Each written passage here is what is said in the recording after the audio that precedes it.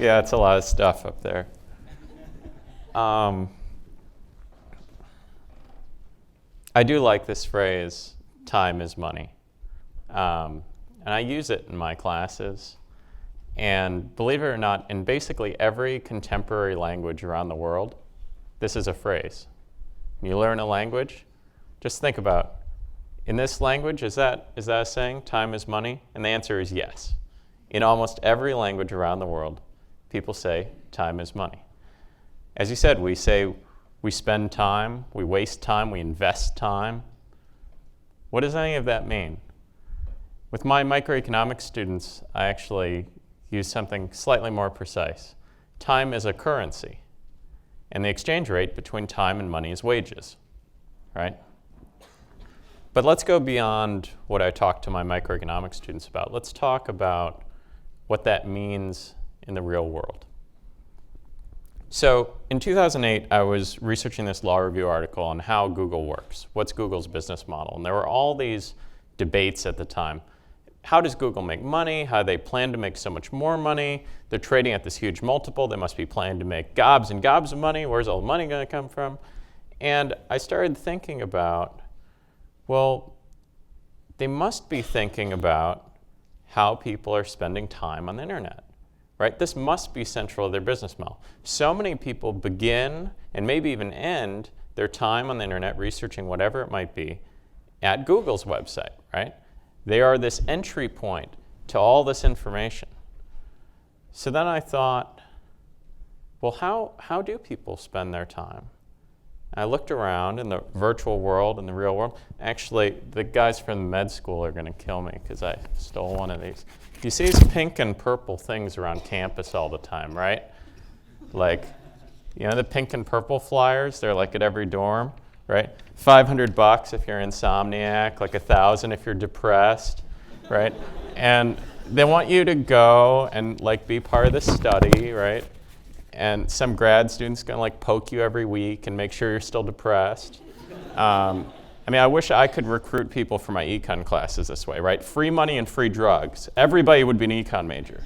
But when you think about what that is, that's the way we currently do research.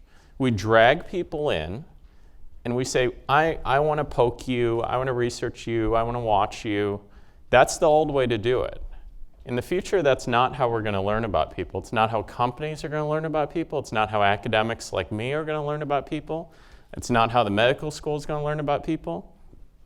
The future is about allowing you to do what you already do and having that give us information.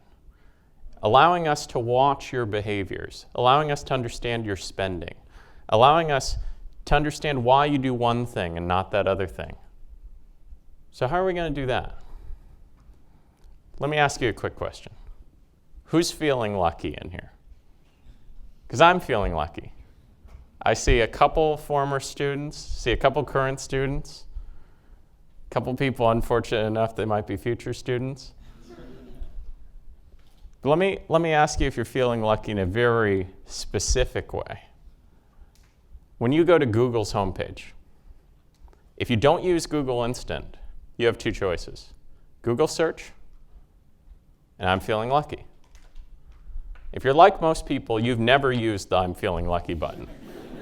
In fact, 99.6% of searchers in a given search cycle do not use the I'm feeling lucky button. For those of you who've never used it and are unfamiliar with it, the I'm feeling lucky button takes you directly to what would have been your first search result. Whatever that top one would have been, you just get sent there right away. Well, why are we so skeptical? We trust Google so much. Why don't we just click I'm feeling lucky every time? Why don't we just let them send us wherever they would like to, and we're sure that that's going to be okay, right? Well, I think we've all had this experience, and just so we can all relive the pain of it, let's do this together. So we enter something into Google. Okay. For me, usually it's a song I heard on the radio. I'm really bad with like hearing a fragment of lyrics, and I'm like, like, what is that? And then you click search. You click Google search, the one on the left. You get some results. You click the first one. And it's not what you want. Right? We've all had this happen. You thought you had the perfect search, you click it, you go there, it's not what you want. You just wasted 5 seconds of your life, right?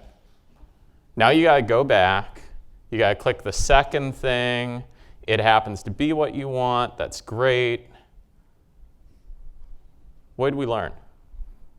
The answer is, in the context of most of what we do, most of the research we do, most of the search engines we use, we learned absolutely nothing. In fact, the next person who performs that same search is going to get the same bad result and the same bad experience, and going to have to go back to that search page and have to click the second thing again, and nobody's going to be happy. We're going to go back to this blue guy who's unhappy, and that's going to be everybody.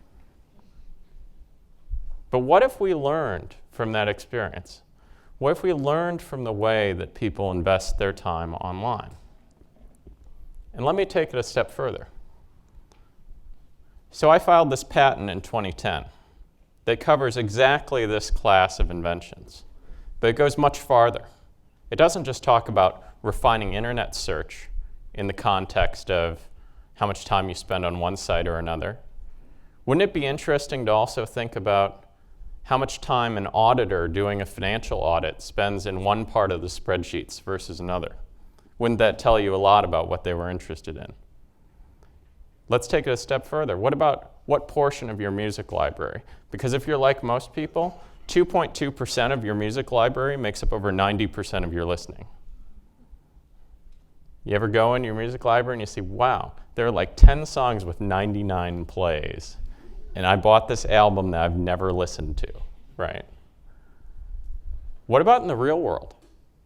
Wouldn't it be interesting to know how people spend their time in the real world? Because what I think is that we do such a fantastic job measuring transactions, right? That's what I do. I'm primarily an economist.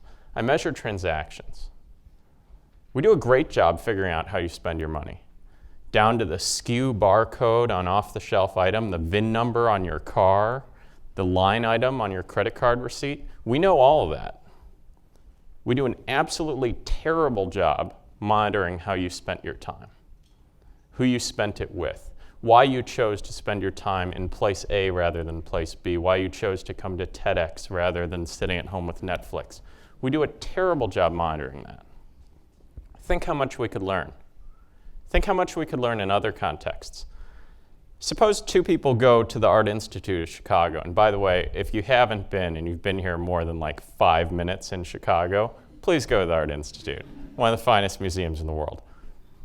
But you go to the Art Institute, and I want to know that you spend a lot of time in the modern wing while you spend a lot of time with the more traditional collection.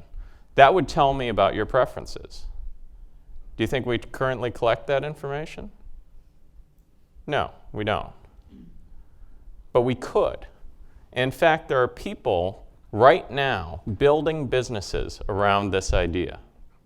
About an hour and a half north of where you are right now, there's a cool startup that was in the Microsoft Ventures Accelerator last year called Scanalytics.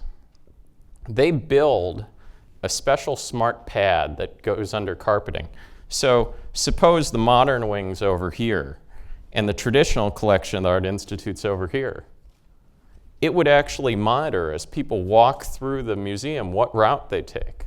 What exhibits do they find most interesting? Where do they loiter and stand in front of a painting for 10 minutes, whereas over here they get bored in 2 minutes? We could collect that information in real time, and it wouldn't be invasive at all to your museum experience. In fact, it would let us curate the museum over time to be more and more interesting to you. Other companies are doing very interesting things around this. From 33 months ago, which is the time Google began to release full duration information on websites, over 1,000 companies have started that key primarily off of duration information. So people are looking at time very closely, and even in ways that you might not think about it being time. How many of you used Google Maps to get here? If you used any kind of mapping software that's traffic aware, all that is a map with overlaid on top of it where previous drivers invested time. Isn't that all that is? When you see it light up red with bad traffic, it means people over-invested time on that route, right? So you can begin to think of all these things in terms of temporal investments. You can begin to think of everything as in terms of an auction for your time. And that's how I think about it, particularly when I'm on the internet. I see auctions everywhere.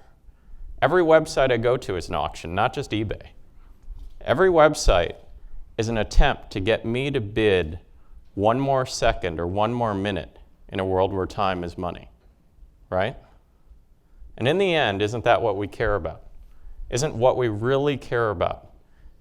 Isn't the big question whether our time is being well spent? So thank you for investing your time in these ideas. Thank you.